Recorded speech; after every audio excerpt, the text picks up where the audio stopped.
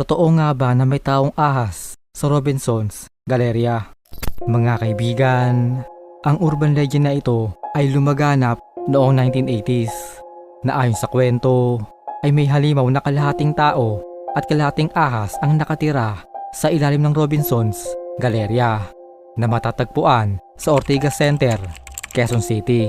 Sinasabi na ang halimaw na ito ay anak ng may-ari ng Robinsons na si John Gokongwei at ang kalahating ahas na ito ay ang lalaking kambal ni Robina Gokongwei.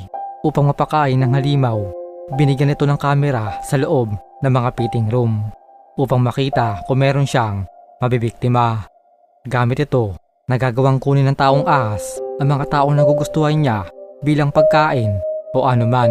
Lalong sumikat ang kwentong ito na muntik nang maging biktima ng taong ahas ang kilalang artista na si Alex Dixon.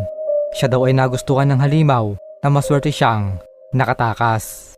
Pagkatapos ng pangyayari ay nagkaroon ng panayam kay Alex Dixon. Ngunit sa gitna ng kanyang panayam ay bigla na lang natapos ang programa at hindi na muling nagsalita si Alex Dixon patungkol dito.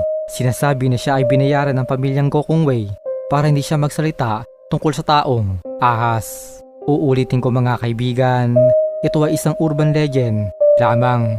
Ibig sabihin, ito ay kwentong bayan at hindi pa napapatunayan.